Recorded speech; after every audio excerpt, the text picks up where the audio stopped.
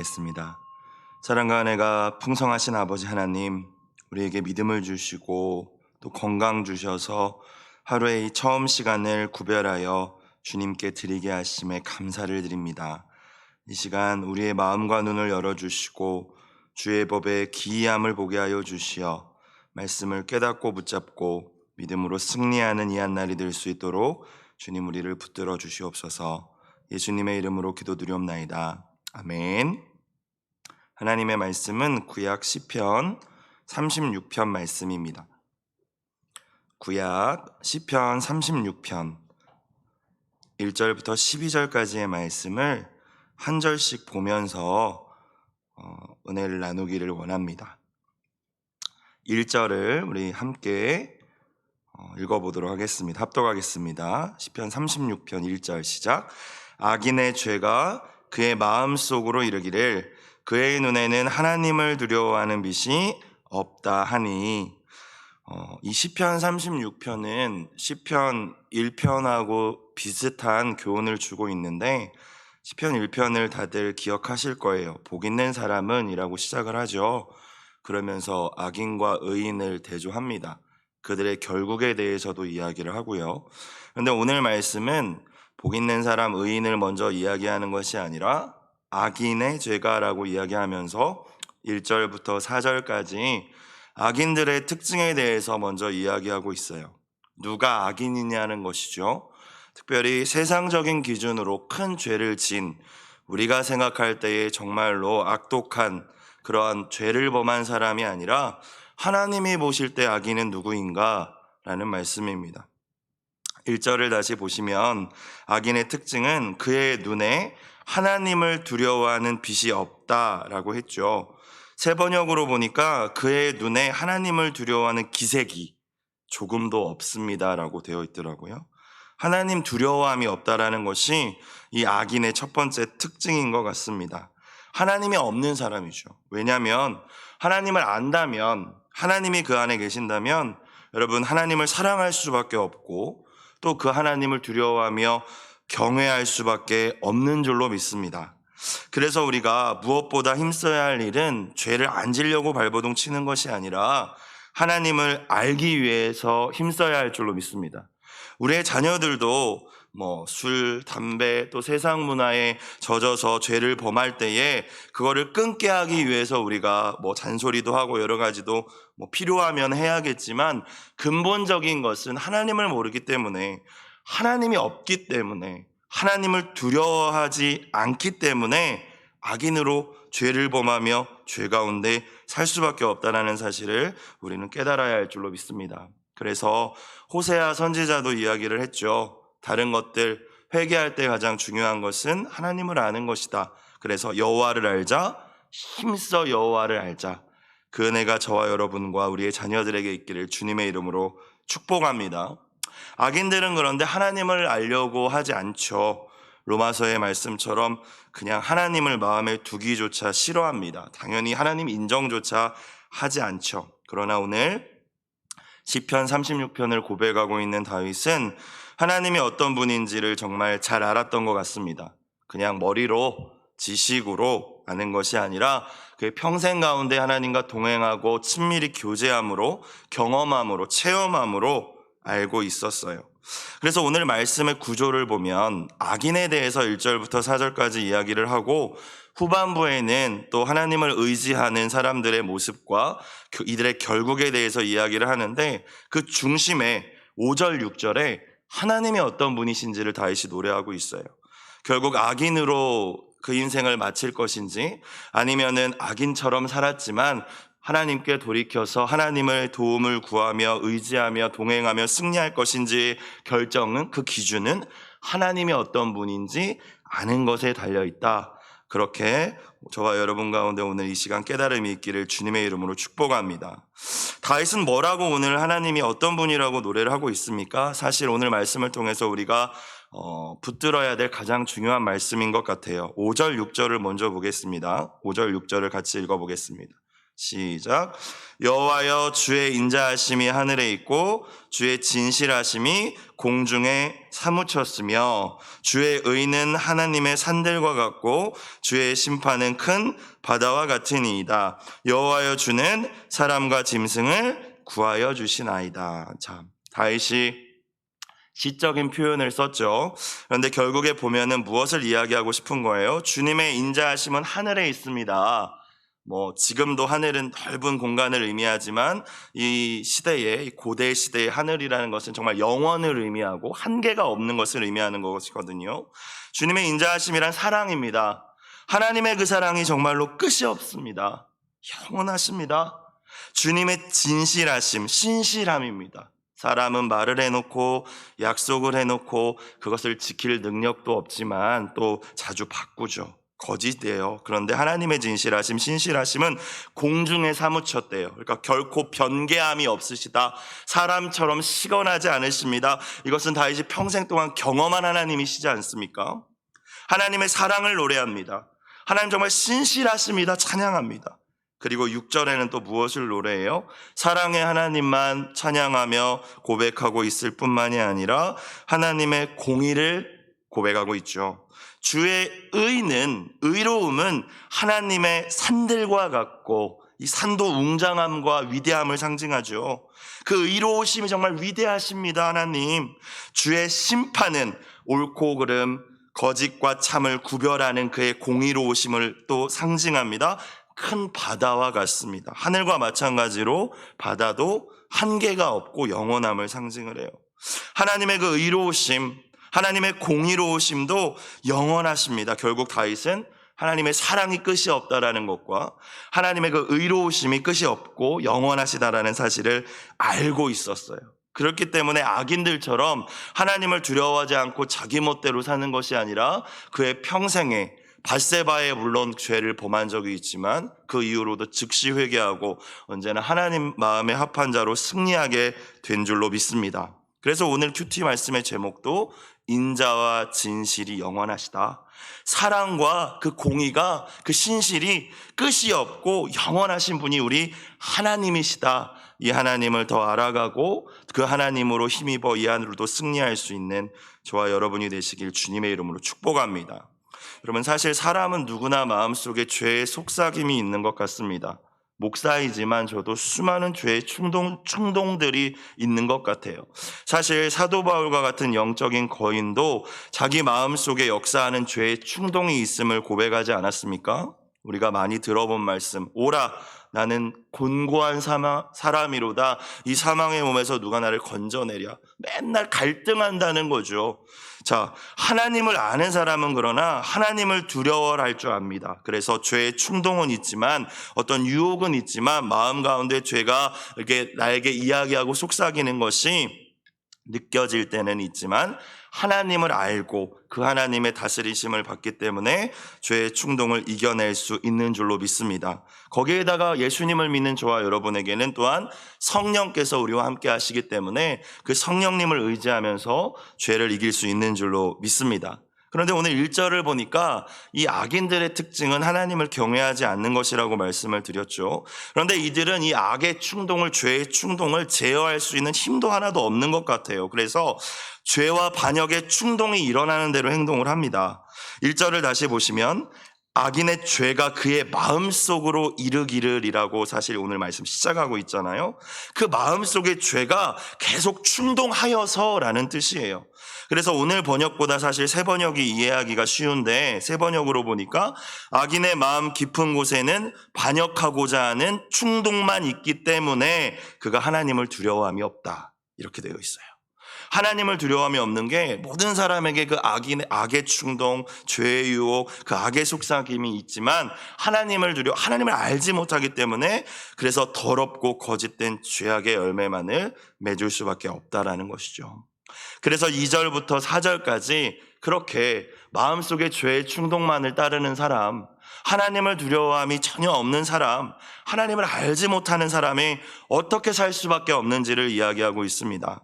2절부터 4절까지의 말씀을 또한 보면서 저와 여러분이 새벽에 나와서 하나님을 알기 원하고 경외하기 원하고 그래서 악을 행하기 원치 않으시겠지만 혹여나 우리 가운데 이런 모습이 있다면 말씀을 통하여 돌아보고 다시 하나님을 경외하는 그 자리를 회복하시기를 주님의 이름으로 축복합니다.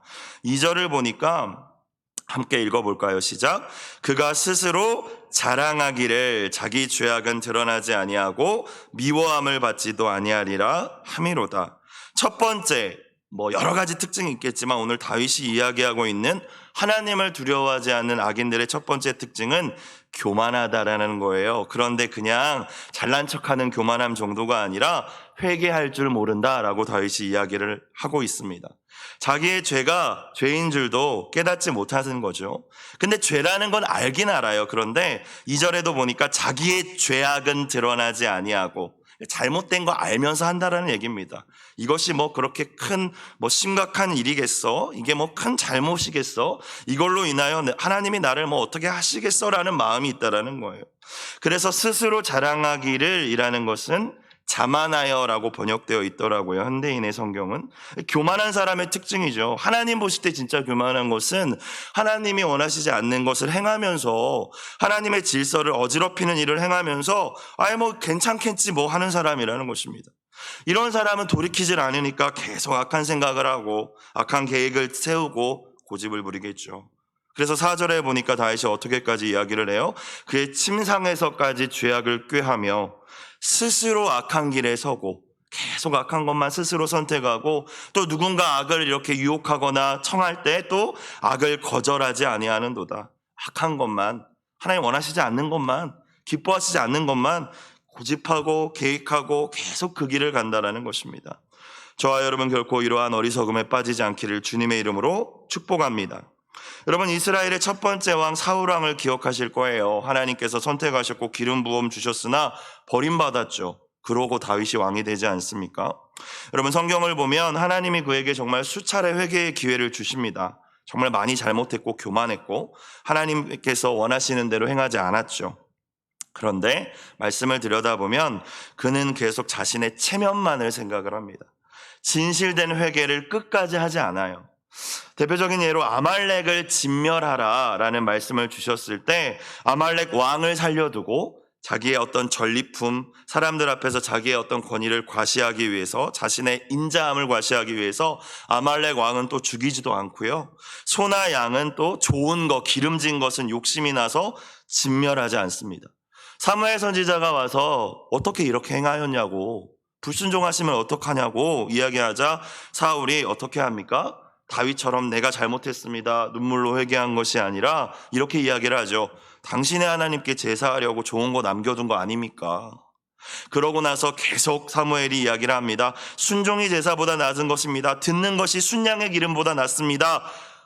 왕이 하나님의 말씀을 버렸으므로 하나님도 왕을 버리셨습니다. 이렇게 무서운 말씀을 하는데도 사울이 마지막에 뭐라고 이야기하냐면, 내가 범죄하였을지라도 이제 청합니다. 내 백성의 장로들 앞에 나랑 같이 가셔서 나를 높여 주시옵소서라고 사무엘에게 요청을 합니다. 범죄하였을지라도 죄를 고백하는 게 아니라, 알았으니까 빨리 지금 전쟁 이겼으니까 가서 내 체면 좀 살려달라고 하는 것이 사울의 모습이었어요. 결국 그가 어느 지경까지 타락을 하냐면, 사무엘상 후반부를 보면 신접한 여인을 찾기까지 영적으로 타락하여서 결국 블레셋과의 전쟁에서 죽지 않습니까? 하나님을 경외하지 않은 악인들의 첫 번째 모습이 스스로 자랑하며 교만하며 죄를 돌이키지 않는다는 사실, 저와 여러분 이 아침에 깨닫고 하나님께서 그거는 아닌 것 같다라고 말씀하셨을 때 겸손히 회개할 수 있는 은혜가 있기를 주의 이름으로 축복합니다. 두 번째 악인들의 특징은 말에 있어요. 3절을 보겠습니다. 전반부예요. 그의 입에서 나오는 말은 죄악과 속임이라. 아무리 거룩한 척을 하고 종교적인 어떠한 형식적으로 겉으로 볼 때에 부족함이 없어 보일지라도 그 말이 죄악과 속임, 입만 열면 거짓을 말하고 폭력적이고 음란한 말을 계속 내뱉고 있다면 결코 그건 의로운 사람이라고, 하나님이 기뻐하시는 사람이라고 할 수 없을 것입니다. 예수님 분명히 말씀하셨어요. 무엇이든지 사람은 마음에 있는 게 입 밖에 나올 수밖에 없다라고 하셨죠. 그리고 그것이 사람을 더럽힌다. 하나님을 경외하지 않고 두려워하지 않는 이들의 마음속에는 죄의 충동만 받는다고 했잖아요. 여러분, 그래서 선한 게 나올 수가 없습니다. 오늘 하루를 또 사시면서 우리 입에서 어떤 말이 나오는지를 돌아볼 수 있는 은혜가 있길 주의 이름으로 축원합니다. 또한 악인은 지혜롭고 선하게 행하지 못하죠. 당연한 말씀인 것 같아요. 자, 3절 후반부를 봅시다. 3절 후반부. 앞쪽에는 말에 대해서 말씀하셨고 후반부를 보니까 그는 지혜와 선행을 그쳤도다. 여러분, 당연한 것이지 않습니까? 사실 지혜롭게 행할 수 없다. 선한 일, 여기서 선하다는 것은 그냥 단순히 착하다 이게 아니라 성경에서 선은 하나님의 뜻이죠. 악인이 어떻게 하나님의 선을 행하겠습니까? 악인이 어떻게 지혜로울 수 있겠어요? 그래서 우리가 보면 아니 어떻게 저 사람은 저렇게 어리석은 선택을 했을까? 상식에도 벗어나는 선택을 했을까? 그러니까 하나님이 없는 거죠. 하나님의 두려움이 없을 때 그런 선택을, 그런 삶을 살 수밖에 없습니다. 잠언은 하나님을 경외하는 것이 지혜의 근본이라고 우리에게 말씀하세요. 그런데 하나님을 두려워하지 않는 악인이 그렇기 때문에 지혜롭게 행할 수 없는 건 당연한 것이겠죠. 지혜는 분별력입니다. 하나님의 선하시고 기뻐하시고 온전하신 뜻이 무엇인지 분별하고 그 뜻대로 순종할 수 있는 능력이 지혜인 줄로 믿습니다. 하나님은 하나님을 경외하는 자에게, 하나님을 알고자 하는 자에게, 겸손한 자에게 이 지혜를 부어주시겠다고 약속해 주셨어요. 선을 행할 수 있는 마음과 용기와 힘도 주실 줄로 믿습니다. 그렇기 때문에 그 마음에 하나님 없고 교만한 자, 하나님 알고 싶어도 하지 않는 자, 하나님 두려워하지 않는 자가 지혜로울 수는 없는 것이겠죠. 우리는 우리의 자녀들이 지혜롭길 원합니다. 물론 명문대학 가고 더 세상적으로도 성공하면 좋겠지만 사실 가장 중요한 것이 지혜라는 것을 우리가 알고 있어요. 우리의 자녀들이 정말 지혜로운 자녀로 자라기를 원하신다면 하나님을 더욱 아는 일에 힘쓸 수 있도록 기도하시며 또 도움을 주실 수 있는 저와 또 여러분이 되시길 주의 이름으로 축원합니다. 지혜로울 때 우리는 어리석음에 빠지지 않고 하나님의 지혜가 있을 때 선도 하나님의 뜻도 행할 줄로 믿습니다. 자, 한 가지 더 생각해 볼 부분이 있어요. 이 악인들의 모습, 특징, 그것은 하나님의 사람들, 하나님을 경외하는 사람들에게 어려움을 준다는 거예요. 핍박한다는 얘기죠. 그대로 본문에 드러나 있지는 않은데 11절에 다윗의 간구를 보겠습니다. 11절. 교만한 자의 발이 내게 이르지 못하게 하시며 악인들의 손이 나를 쫓아내지 못하게 하소서. 이 말을 다른 말로 생각해 볼게요. 왜 다윗이 이 기도를 하겠습니까? 교만한 자들은 그 발이 항상 이 하나님을 경외하는 의로운 자들을 쫓아온다라는 것이죠. 악인들의 그 손은 언제나 이 하나님을 경외하고 하나님을 사랑하는 자들을 못 살게 굴기 위해서 그 손이 항상 향해 있다라는 거예요. 그래서 다윗이 그렇게 기도하는 것이지 않겠습니까? 그러지 못하게 해주세요, 하나님. 우리가 다윗의 인생을 돌아볼 때에도 알 수 있죠. 사울 왕에게 그가 얼마나 평생 동안 왕이 되기 전까지 또 핍박을 당하고 고생을 당했고 왕이 된 이후에도 하나님을 경외하지 않는 이들로 인하여서 정말 수많은 어려움을 겪었습니다. 하나님을 경외하지 않는 사람들은 하나님의 사람들을 핍박을 해요. 그래서 혹여나 내가 하나님 앞에 온전히 서 있는지를 점검하는 것이 가장 중요하겠지만 하나님의 뜻대로 살고자 하는데도 왜 이렇게 나에게 사람들이 나를 힘들게 하지? 핍박이 있지? 당연한 거라는 거죠. 당연한 거. 경건하게 살고자 하는 자에게는 고난이 있겠다고 말씀하시지 않으셨습니까? 말씀을 통하여서 내가 하나님 뜻 안에 있는데 그런 핍박이 있으면 다윗과 같이 오늘 11절의 기도와 같이 하나님의 도움을 구하실 수 있기를 주님의 이름으로 축원합니다. 그런데 우리가 언제나 말씀을 읽을 때 나는 의인의 모습에 두고 말씀을 읽을 때가 맞는 것 같아요. 나는 오늘 1절 4절에 나와 있는 이 악인은 아니겠지. 그래서 우리에게 먼저 질문해 보는 것이 중요할 것 같습니다. 나에게는 겸손한 회개가 있는지, 내가 뱉는 말들은 어떤 말인지, 온유하고 진실한지, 정말 하나님의 뜻을 잘 분별하여 선택하고 행하는 지혜가 나에게 있는지, 또 혹여나 하나님의 사람들, 하나님의 일에 동역하는 사람들을 내가 기뻐하고 그들을 존중하고 있는지 돌아보면서 혹여나 하나님 오늘 말씀을 통하여서 깨닫게 하시는 악인의 모습이 조금이라도 우리에게 있다면 다시 하나님을 경외함으로 회개하고 교만한 악인들에게 결국에 그들을 기다리고 있는 건 오늘 비참한 결말이라고 말씀하고 계시지 않습니까? 돌이키는 은혜가 있기를 주의 이름으로 축복합니다. 자, 하나님을 두려워함이 없는 악인들의 결말 12절에 나와 있죠. 자, 읽어볼게요. 같이 시작. 악을 행하는 자들아 거기서 넘어졌으니 엎드러지고 다시 일어날 수 없으리이다. 하나님이 끝까지 회개의 기회를 주셨지만 사울왕처럼 끝까지 그 회개하지 않고 겸손을 행하지 않고 또 하나님을 두려워하지도 않고 하나님께로 돌아가려고 하지도 않고 그런 악인의 결말은 멸망입니다. 내일 볼 말씀이지만 시편 37편 24절 의인에게는 이런 말씀을 주셨죠. 그는 넘어지나 아주 엎드러지지 아니함은 여호와께서 그의 손으로 붙드심이로다. 의인들도 하나님을 경외하는 자들도 인생의 환난과 고난은 있겠지만 돌부리에 걸려서 잠깐 비틀거릴 수는 있겠지만 그게 넘어지나의 의미거든요. 아주 엎드러지지 아니함은 멸망하지 않는다는 거예요. 주님이 그의 손으로 붙들고 계시는 줄로 믿습니다. 하지만 끝까지 하나님께로 돌아오지 않고 교만한 자는 일어날 수 없으리라. 여러분, 우리는 악인들이나 교만한 자들로 인하여 불평하거나 그래서 분을 낼 필요가 없는 것 같아요. 악을 악으로 갚아서도 안 될 줄로 믿습니다. 우리를 붙들어 주시고 우리가 하나님을 두려워하는 가운데만 있다면 언제나 우리를 붙드시고 또 우리와 함께 하시는 그 주님의 도우심을 확신하며 묵묵히 하나님의 뜻, 그 선을 행하는 것이야말로 악을 이기는 유일한 길임을 기억할 수 있는 저와 여러분 되기를 주의 이름으로 축원합니다. 자, 그러면 이런 사람들이 악인인데 의인은 어떤 사람이냐? 하나님을 경외하는 사람이겠죠. 하나님을 알고자 하는 사람이겠죠. 오늘 다윗의 고백을 통하여서 좀 살펴보겠습니다. 7절을 볼게요. 하나님이여 주의 인자하심이 어찌 그리 보배로우신지요. 이 고백을 통해서 다윗이 이 고백을 한 것 아니겠습니까? 누가 하나님 볼 때 예쁠까? 하나님 볼 때 의인일까? 죄가 없는 사람이 아니라 하나님의 그 인자하심, 하나님의 그 사랑을 정말 간절히 사모하는 사람이겠구나라는 생각을 해봤습니다. 하나님의 그 사랑이, 영원하신 사랑이 너무 귀합니다라는 찬양이에요. 하나님의 사랑은 정말 소중합니다. 여러분, 저와 여러분, 하나님의 그 사랑에 대한, 은혜에 대한 갈급함이 정말 있으십니까? 예수님께서는 팔복에 대해 말씀하실 때 가장 처음으로 심령이 가난한 자가 복이 있다라고 말씀하셨죠. 그들에게 천국이 주어질 것이다. 마음이 가난해야 되는데 마음이 가난하다는 것은 그냥 아무거나 원하는 것이 그런 마음 상태를 의미하는 것이 아니라 영원한 것, 그러니까 하나님의 사랑을 간절히 원하는 그 마음의 상태를 얘기하죠. 하나님, 나 돈도 많아 봤지만 이것도 소용없고요. 명예도 누려봤지만 이것도 필요 없고요. 다 잊어버려도 내가 아무것도 없어도 하나님 은혜가 필요합니다. 여러분, 이러한 갈급함과 절박함이 우리 가운데 회복되기를 주의 이름으로 축복합니다. 하나님 그런 사람을 예쁘게 보신다는 것이죠. 다윗이 그랬다는 거예요. 주님의 사랑이 정말 보배롭습니다.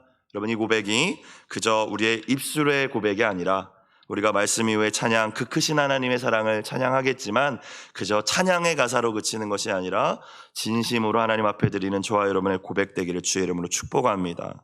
두 번째, 하나님 보실 때 누가 의인이겠습니까? 7절 후반부를 볼게요. 자, 뭐라고 고백하나요? 사람들이 주의 날개 그늘 아래 피하나이다.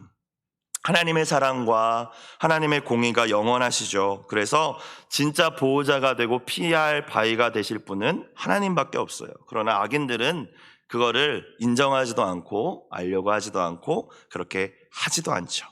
그러나 하나님을 의지하며 피난처 삼는 사람은 하나님 보호해 주시고 그런 이들을 하나님이 그 믿음을 보시고 의롭다 말씀하여 주시는 줄로 믿습니다. 누구나 인생의 고난을 만나는 것 같아요. 그런데 우리의 믿음은 그 고난 가운데 증명되는 것 같습니다. 고난을 만난다고 다 기도하는 것 같지 않습니다. 이런 고난을 만난다면 진짜 새벽에 나와서 깨우며 기도해야 되지 않을까라는 생각이 들지만 모든 분들이 다 그렇게 하시는 것 같지는 않습니다. 여러분, 만약 우리 안에 고난을 만났을 때 하나님 앞에 나가 엎드릴 수 있는 믿음이 있다면 그 믿음을 주신 하나님께 감사할 수 있기를 주의 이름으로 축복합니다. 그 믿음이 하나님 보실 때 귀한 믿음이기 때문이에요. 하나님의 날개 그늘 안에 피할 줄 아는 믿음이기 때문입니다. 다윗이 평생 많은 사람들 때문에 어려움을 겪었지만 특별히 그가 사울왕을 피해서 시글락, 블레셋 땅의 시글락이라는 곳에 숨어 살던 때가 있었어요. 망명 시절에 일어난 일입니다.